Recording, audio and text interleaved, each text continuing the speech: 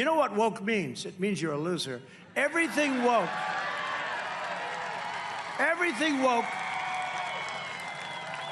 It's true. Everything woke turns to shit, okay? It's true. It's true. Look at what's happening. Donald Trump is undeniably one of the most controversial and fascinating figures in United States politics. His larger-than-life persona and unapologetic rhetoric have made him a lightning rod for controversy. In a time when silence can be as risky as speaking up, Trump has chosen to speak out loudly, shaking the very foundations of societal norms. The women's soccer team, the woman Yes. with the purple hair, she wasn't a fan of mine. She said negative things and then she lost. Yes. Because woke means you're a loser. Right. Everybody ultimately loses with woke. To some, his unfiltered comments are offensive and out of touch. But to others, Trump is a courageous figure who stands up against what they see as the overreach of political correctness. So maybe I'm wrong. Maybe you can prove me wrong, but I don't think that you're a friend to women. Trump's responses to critiques of woke culture were memorable moments. You're invited to witness Trump's most audacious assaults on woke culture, a spectacle that has fascinated audiences and provoked critics in equal measure. Let's get in, starting with a feminist attempt to label him a misogynist at a conference. I shouldn't have picked her. I knew I shouldn't have picked her. All right, so let me give you that answer right now. I respect women incredibly. I have had women working for me in positions that they've never worked in terms of construction, in terms of so many different jobs. Before we continue, let me give you context. The incident in question occurred during a conference. A feminist in the audience challenged Trump directly, accusing him of being no friend to women. Her words were designed to provoke, but Trump's response was swift and sharp. Trump, known for his sharp wits, threw an unexpected response to her. I had a woman who was in charge of the building of Trump Tower many years ago, before it was even thought, before anybody would have even thought of it, and did a fantastic job. I have given women more opportunity than I would say virtually anybody in the construction industry. Trump didn't just defend himself. He turned the accusations on their head. I have a daughter named Ivanka and a wife named Melania who constantly want me to talk about women's health issues because they know how I feel about it, and they know how I feel about women. I respect women. I love women. I cherish. By citing his record of empowering women in traditionally male-dominated fields, such as construction, he positioned himself as someone who has always respected and supported women. He highlighted how women played significant roles in his businesses, even before it was fashionable to do so. Women, you know, Hillary Clinton said he shouldn't cherish. Well, I said, I do cherish. But here is the catch. Donald Trump does not sing his praise without comparison. He goes ahead to say, one would think that the feminist was done, but she was not. She brought up the contentious issue of the wage gap, challenging Trump further. I want to get paid the same as a man, and I think you understand that. So if you become president, will a woman make the same as a man, and do I get to choose what I do with my body?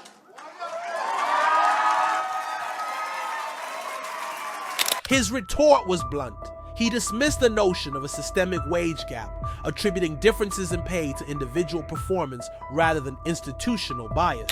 And just like that, the discussion was steered away from accusations of misogyny towards a broader critique of woke culture's obsession with identity politics. If you do as good a job, you're going to make the same if you do as good a job, and I happen to be pro-life. Okay? I'm pro-life. But that was just the beginning. Trump's crusade against what he sees as the excesses of woke culture continued to gain momentum. In a self-published video, he took on one of the most controversial cultural debates of our time: gender identity. Trump, with his characteristic bluntness, declared what many think but few dare to say. As part of our new credentialing body for teachers, we will promote positive education about the nuclear family, the roles of mothers and fathers, and celebrating rather than erasing the things that make men and women different. Trump's take on woke culture is that serious. A year ago, he proposed a bill that would codify this belief into law, ensuring that the U.S. government only recognizes male and female genders assigned at birth. I will ask Congress to pass a bill establishing that the only genders recognized by the United States government are male and female, and they are assigned at birth. This bill would also aim to protect the integrity of women's sports by prohibiting biological males from competing in female categories. And we will protect the rights of parents from being forced to allow their minor child to assume a gender which is new and an identity without the parents. For many, Trump sees his stance as a return to common sense in a world increasingly dominated by what they see as radical leftist ideologies. Would you see it similarly? Trump also declared his stance on the contentious issue of trans athletes in women's sports. What were his concerns? And by the way, we should not allow men to play in women's sports.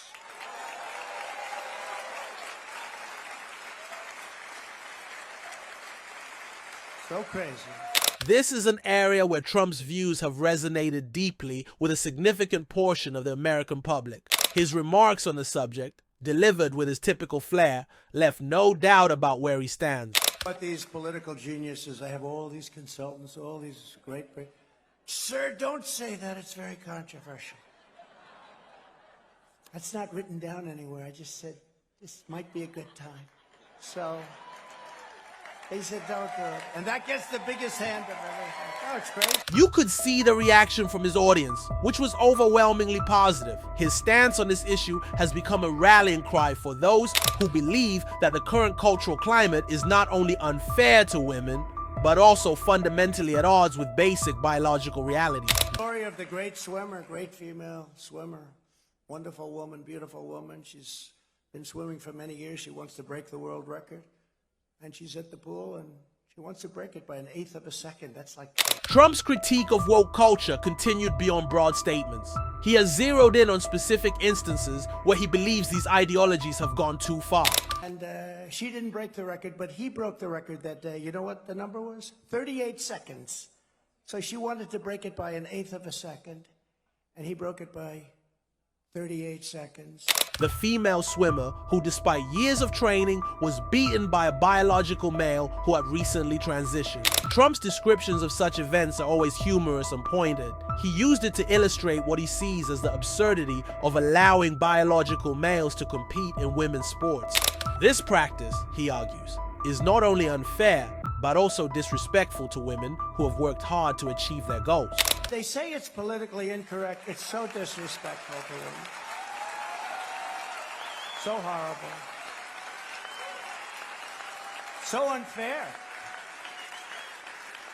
It's so unfair. That's not all. Woke culture has taken shape, and Mr. Trump is dedicated to fighting it. I think it was like 218 pounds. I know, that's a lot. I can't lift it. I don't know who can. Any of our ex-Trump people, they're all Trump people. Kevin's saying he can lift it.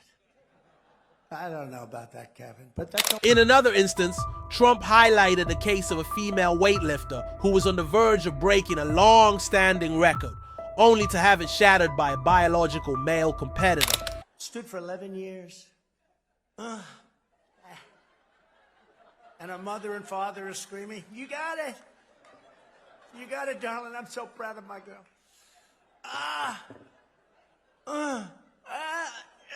Well, she couldn't do it. Trump's ability to blend humor with serious social commentary has always been one of his strengths.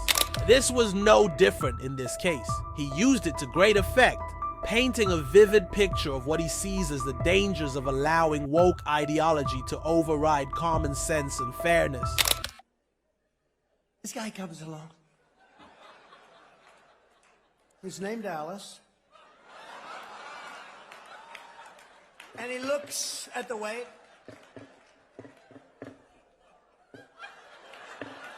World record, world record. We could have put another couple of 100 pounds on. I think he would have lifted. Trump's rallies are more than just political events. They're a showcase of his unique brand of entertainment. His ability to engage and energize his audience is unmatched, and his blend of humor, politics, and showmanship has become a hallmark of his public appearances. Here, Trump jokingly suggested that he could assemble the greatest women's basketball team of all time by recruiting top male athletes who identify as female. I'll tell you what, if I were ever, I'd be the greatest women's basketball coach in history. Because I don't like LeBron James. I like Michael Jordan much better. But I'd go up to LeBron James. It doesn't matter. I'd say, LeBron, did you ever have any desire to be a woman? The crowd's reaction was telling. Cheers and laughter erupted, underscoring the resonance of Trump's message with those who feel alienated by the current cultural climate. Trump's remarks directly confronted what he perceives as a culture of fear that stifles free speech in America. He pointed out that even basic questions like what is a woman have become contentious in today's politically charged environment. For Trump and his supporters, this question symbolizes a broader struggle against political correctness, which they believe is eroding the very fabric of American society. Trump's stance is clear. It's time to push back against what he sees as the absurdities of woke culture and to reclaim common sense in the national conversation. Horrible culture that is developing, a culture of no common sense. It's really a culture of no common sense, and it's not what anyone wants. Throughout his political career, Trump has positioned himself as a champion of those who feel silenced by the dominant cultural narratives. His critiques of woke culture are not just about policy, they're about pushing back against what he sees as a growing threat to free speech and traditional values. Trump did not stop there. His stance resonates with a significant portion of the American public who are tired of this movement's overreach.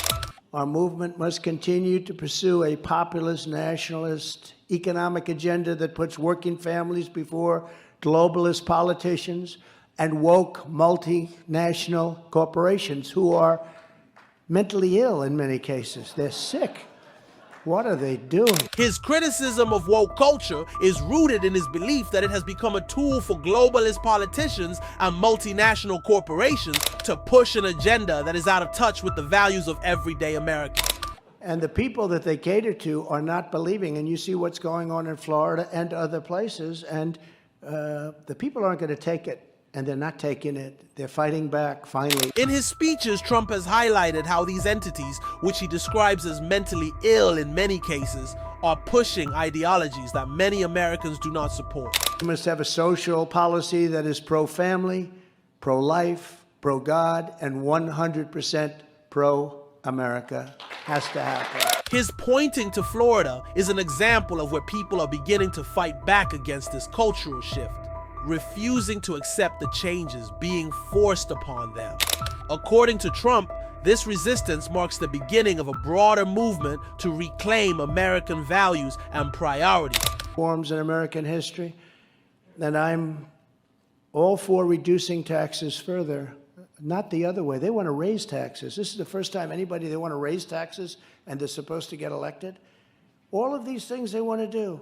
How do you get elected? Do you think Trump does the right thing here by advocating for a foreign policy that focuses on defending the nation and its people rather than serving the interests of global elites? He calls for a social policy that is pro-family, pro-life, pro-God, and unequivocally pro-America. You cannot deny that his leadership during those 4 years brought about significant changes, including the largest tax cuts and reforms in American history. Trump believes that continuing to reduce taxes, rather than increasing them as some suggest, is key to maintaining the nation's prosperity.